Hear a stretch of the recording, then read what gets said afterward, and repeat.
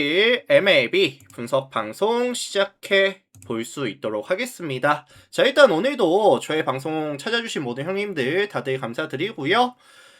일단 유튜브로 보시는 분들은 멘트 시작하기 전에 앞서서 아직까지 구독이나 좋아요 안 하신 분들 구독 한번, 좋아요 한 번씩만 부탁을 드려보도록 하겠습니다. 자, 내일 MLB 총 8가지 경기 분석 멘트 준비해 왔고요. 어쨌든 뭐 한 주 다들 고생 많으셨고 주말 시작인데 8가지 경기 분석하고 마무리 지어 보도록 하겠습니다. 자, 바로 들어갈게요. 자, 가장 먼저 살펴볼 경기는 컵스와 피츠버그 경기 먼저 살펴보도록 할게요. 컵스, 피츠버그. 자, 이 매치업은 제가 분석을 하면서 가장 먼저 눈에 띄었던 점은 내일 리글리 필드 안쪽으로 또 이제 강한 바람이 예정이 되어 있거든요. 근데 사실 컵스라는 팀 자체가 기본적으로 이제 발사각이 되게 높은 팀에다가 장타에 대한 의존도가 조금 높은 팀이라 경기장 안쪽으로 바람이 불었을 때 그렇게 승률이 높은 팀은 아니거든요, 사실. 그리고 내일 매치업 상대가 몰진스키가 등판을 합니다. 153kg짜리 페스볼에다가 싱커, 스플릿, 커브까지 던져주는데 타이밍을 뺏는 구종들의 가치가 나쁘지 않고요. 이번 시즌 9위도 나쁘지 않아요. 뭐 땅볼 유도라든지 아니면 하드히팅에 대한 억제도 나쁘지 않은 편이고.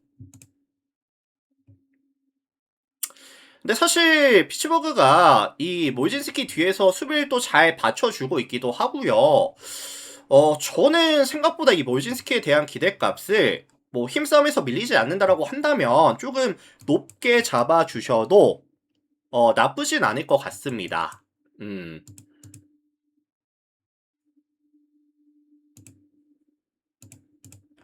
자, 반면에 이에 맞서는 컵스의 선발은 이마나가 쇼타가 등판을 합니다. 146kg짜리 페스볼에다가 스플릿, 그 다음에 이제 슬라이더까지 던져주는데 이번 시즌 생각보다 피츠버그가 타격감이 되게 좋거든요.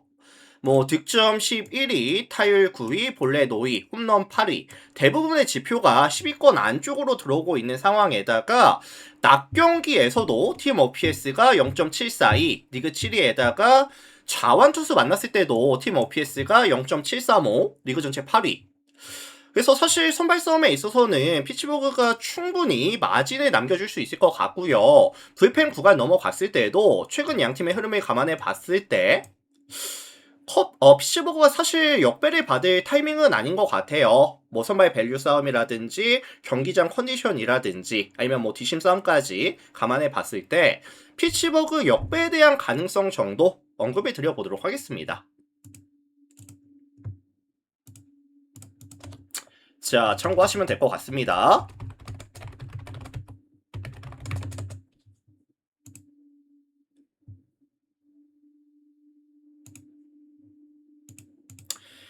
자, 다음 경기 볼게요. 토론토, 미네소타 보겠습니다. 토론토, 미네소타.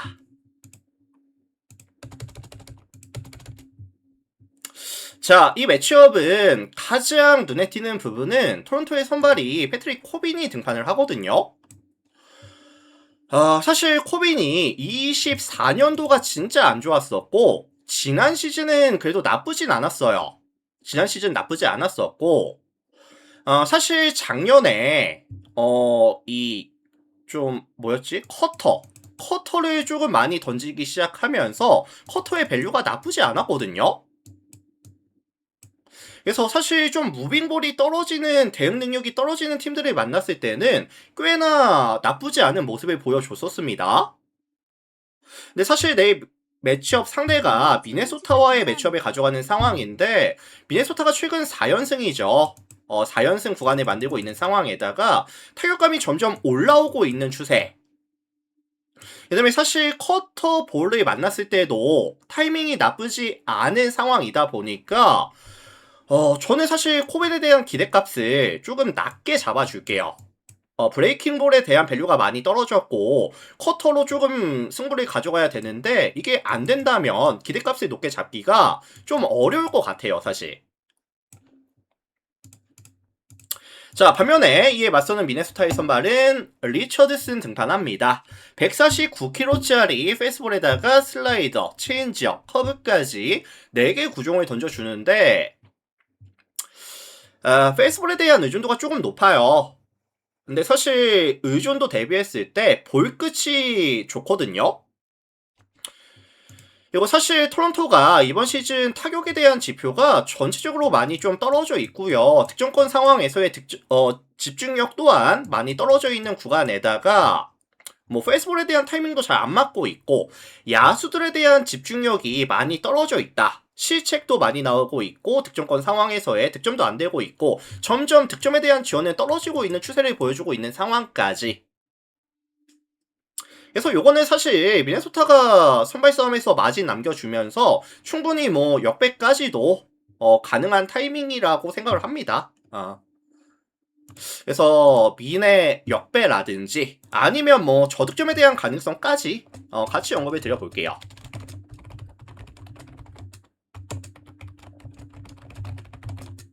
자, 이렇게 참고하시면 될 것 같고요. 넘어가겠습니다.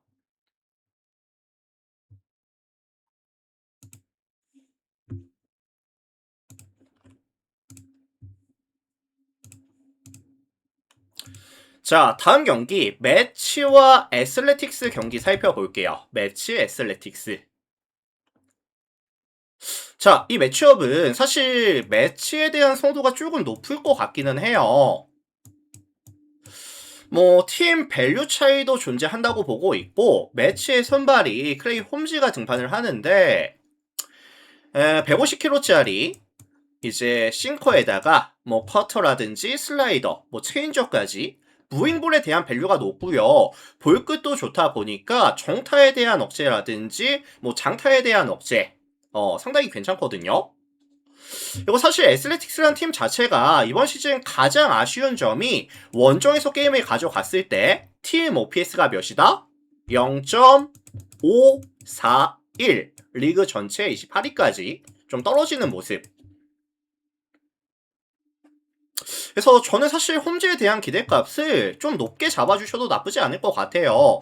지난 시즌 이제 선발로 좀 전향을 했었고 나쁘지 않은 성적 보여줬었는데 이번 시즌 출발이 더욱더 산뜻합니다. 자, 반면에 원정팀 애슬레틱스의 선발은 JT 긴이 등판을 합니다. 152kg짜리 싱커에다가 커터, 슬라이더, 3피치 위주로 좀 가져가는 유형인데 사실 이 긴의 가장 큰 약점은 브레이킹볼이 생각보다 밸류가 잘 안 나오면서 우타자 상대 조금 약한 모습을 보여주고 있긴 하거든요. 다만 매치도 최근에 뭐 비셋이라든지 시미언이라든지 뭐 린도어라든지 폴랑코라든지 우타석에서의 효율이 좀 많이 떨어지고 있는 구간이다 보니까 뭐 소토도 빠져 있는 구간이다 보니까 생각보다 긴이 좀 잘 던질 수도 있을 것 같거든요. 생각보다 긴 이닝을 안정감 있게 막아줄 수 있는 가능성은 좀 열어두고 싶어요. 게다가 내일 구장 자체가 시티필드라는 투수에게 굉장히 또 유리한 구장이라는 점까지 감안했을 때 저득점에 대한 가능성 정도 언급을 드리면서 넘어가 볼 수 있도록 하겠습니다.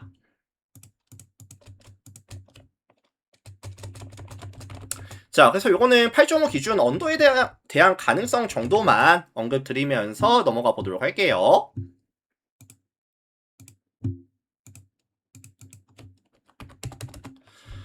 자, 다음 경기 템파베이 양키스 경기 살펴보겠습니다. 템파베이 양키스.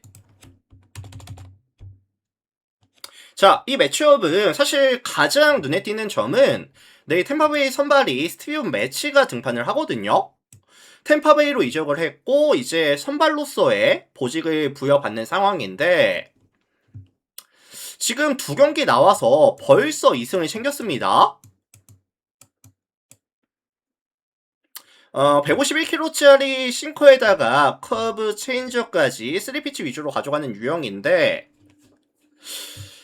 이번 시즌 사실 뭐 커브라든지 아니면 체인저에 대한 밸류가 괜찮거든요.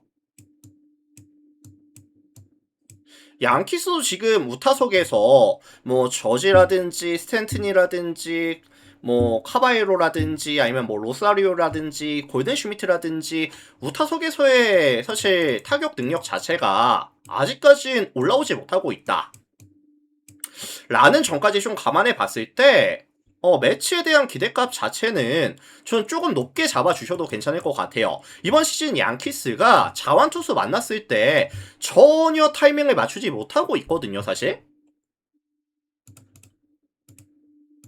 자, 반면에 원정팀 양키스의 선발은 루이스 길이 등판합니다. 155kg짜리 패스볼에다가 슬라이더라든지 커브까지 3피치로 가져가는 유형인데 뭐 구속도 빠르고요. 익스텐션에서의 강점도 있고요. 상대하는 타자 입장에서는 굉장히 좀 빠르게 보일 거긴 하거든요. 근데 템파베이가 생각보다 이번 시즌 페이스볼에 대한 타이밍이 잘 맞고 있어요. 그리고 양키스가 선발 싸움에서의 강점을 좀 보여줘야 되는 상황인데 선발 방어율 1위를 달리고 있는 상황인데 길에 대한 기대값 자체는 조금 높게 잡긴 애매하거든요. 그래서 선발 싸움에 있어서 템파베이가 마진을 남겨줄 수 있다라고 한다면 게다가 이제 템파베이 홈구장 트로피카나 필드라는 또 투수 구장 이점까지 좀 살려줄 수 있다라고 한다면 저는 이거 템파베이 역배 가능성이나 아니면 저득점에 대한 가능성까지 같이 언급을 드려보겠습니다. 자, 그래서 요거 템파베이 역배라든지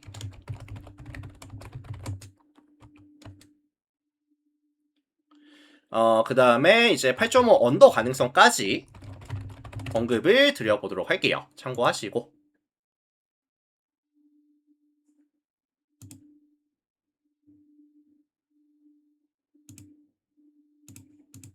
자, 다음 경기 넘어가겠습니다. 볼티모어 샘프 볼게요.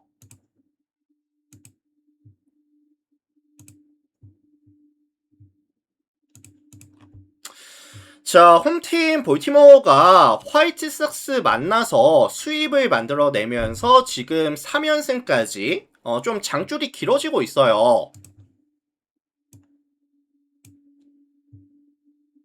자, 여기서 이제 셰인 바지로 투수 운영이 이어지는 상황인데 셰인 바지 같은 경우에는 156kg짜리 페스볼에다가 위닝샷으로 커브, 그 다음에 슬라이더, 체인저까지 투구가 가능한 상황인데 샘프가 사실 이번 시즌 파이어볼로 만났을 때 타이밍이 전혀 안 맞고 있는 모습을 보여주거든요. 그래서 사실 바지에 대한 기대값 자체는 조금 높게 잡아주셔도 나쁘진 않을 것 같아요. 뭐 6이닝, 7이닝까지 먹어주면서 한 뭐 2실점 이하? 다만 이 볼티모어가 지금 3연승 기간 동안에 실책이 계속해서 나오고 있고 불펜에서의 뎁스는 좀 얇아져 있는 구간에다가 최근에 이제 핵심 코어들에 대한 이닝 수화도 많았었다 보니까 뒷심 싸움이 조금 불안하긴 하거든요. 뒷심 싸움이라든지 아니면 실책에 대한 리스크.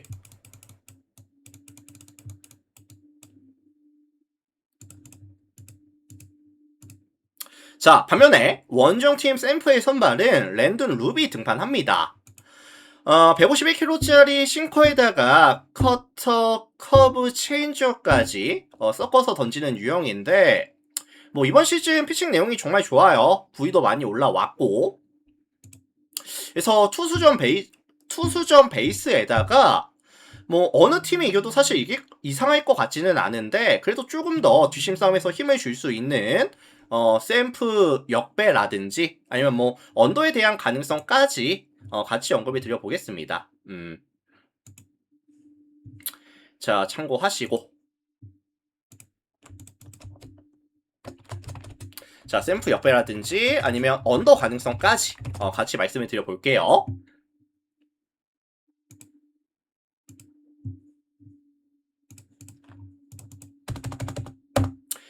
자, 다음 경기 애틀란타 클블 경기 보겠습니다. 애틀란타 클블.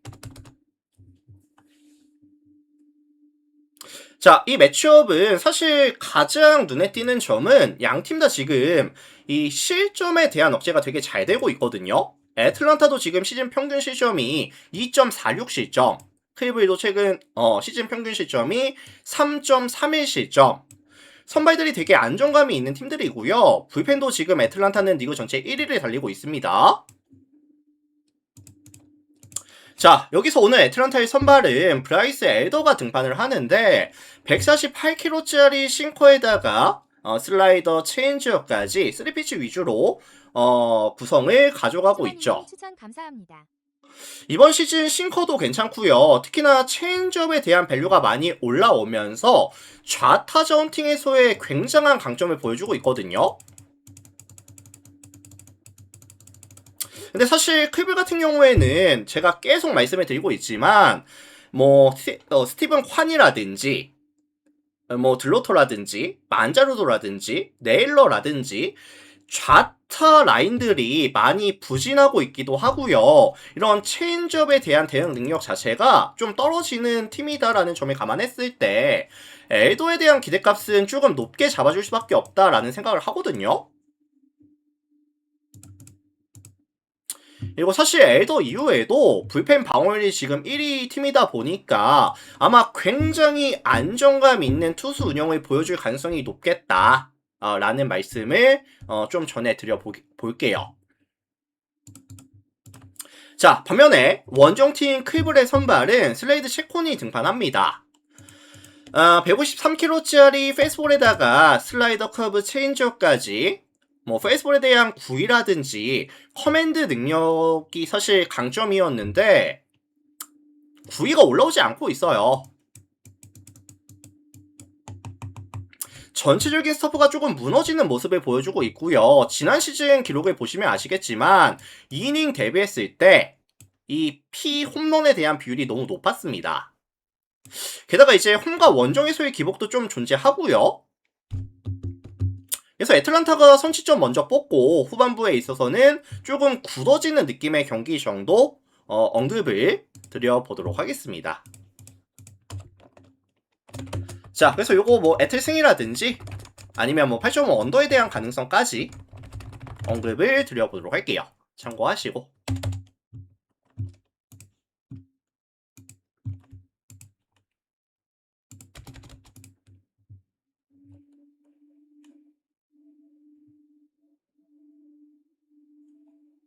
자, 다음 경기 넘어갈게요.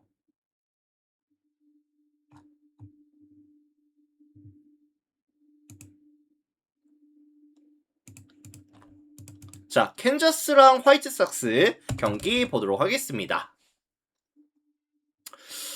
자, 홈팀 캔자가 오늘 화삭과의 1차전을 내어주면서 지금 3연패까지 연패가 좀 길어지고 있거든요.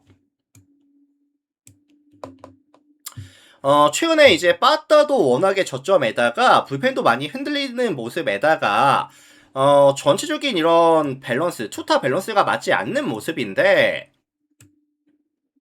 결국 뭐 부빅이 최대한 좀 버텨줘야겠죠. 그나마 이제 선발 싸움에서의 강점이 있고 뒷심 싸움에 있어서는 또 불안하죠, 사실. 자, 부빅 같은 경우에는 148kg짜리 포심에다가 뭐 슬라이더라든지 체인지어까지 3피치로 가져가는 유형인데 뭐 구속이 빠르진 않아요. 하지만 구위가 좋고 보더라인 피칭이 가능하다 보니까 안정감 있게 타자들을 잡아주고 있습니다. 특히나 이번 시즌 이 변화구에 대한 밸류가 되게 좋거든요. 그리고 사실 지금 화삭도 뭐 득점 27위, 타율 27위, 볼넷 22, 홈런 22위 전체적인 지표가 많이 떨어져 있는 팀이라는 점, 원정에서는 더욱더 득점에 대한 지원이 떨어지는 팀이라는 점, 변화구에 대한 대응 능력 자체도 떨어지는 팀이라는 점에 감안했을 때 저는 부빅이 최소한 6이닝 이상 2실점 이하는 가져올 수 있다고 생각하거든요. 자, 반면에 원정팀 화이트삭스의 선발은 마틴 등판합니다.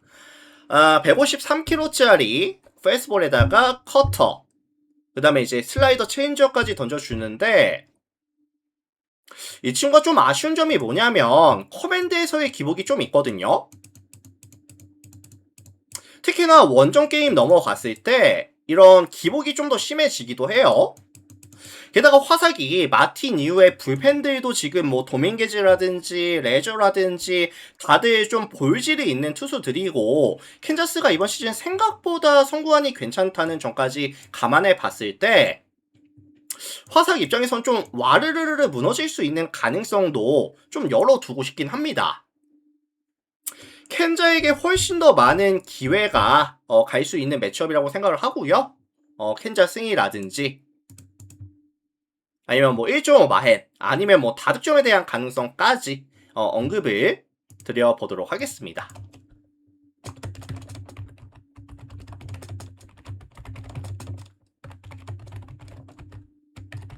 자, 참고하시고 다음 경기 갈게요. 미러키 워싱턴 보겠습니다.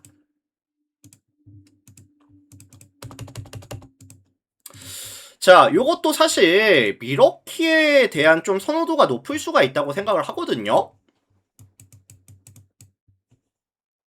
지금 워싱턴이 4승 8패를 기록하면서 흐름이 좋지 못한 것도 있지만 평균 실점이 6.5실점씩을 가져가고 있어요. 실점에 대한 억제가 전혀 안 되고 있고, 선발 방어율 리그 꼴찌, 불펜 28위, 실책 비율도 리그 전체 29위. 선발, 불펜, 수비까지 전체적인 밸런스가 많이 무너져 있는 팀입니다. 자, 그리고 사실 내일 선발 제이크 어빙 같은 경우에도 지난 시즌 스탯을 보시면 아시겠지만 이닝 데뷔했을 때 정타에 대한 억제, 장타에 대한 억제가 전혀 또 안 되는 선수기도 하거든요. 이번 시즌 두 번의 경기에서도 ERA 8을 기록하면서 많이 부진하기도 했었고요. 그래서 지금 미러키의 빠따 능력을 감안해 봤을 때 워싱턴의 이런 실점에 대한 억제가 역시나 안 될 가능성이 높아 보인다. 미러키의 득점 기대값을 조금 높게 잡아주셔도 나쁘진 않을 것 같아요. 그럼 변수는 뭐냐면 이 워싱턴의 빠따가 패트릭을 공략하면서 화력전으로 끌고 갈 수 있을지, 전 이게 변수라고 생각을 하거든요.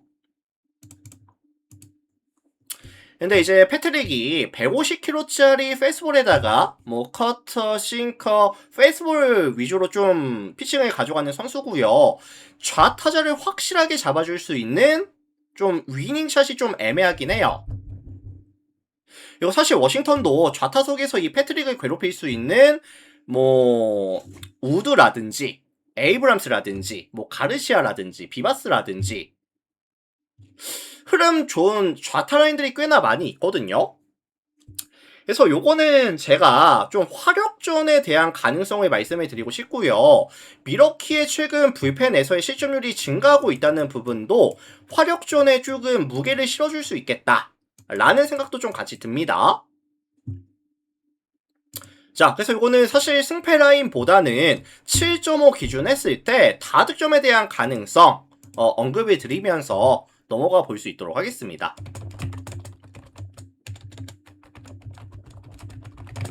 자, 이렇게 참고해 주시면 될 것 같아요. 그래서 오늘 제가 준비해온 총 8가지 분석 멘트는 다 진행해 봤고요. 오늘 저의 분석 멘트가 뭐 도움이 됐다든지 잘 들었습니다 라고 하시는 분들은 나가시기 전에 구독 한번, 좋아요 한 번씩만 부탁을 드려보도록 하겠습니다.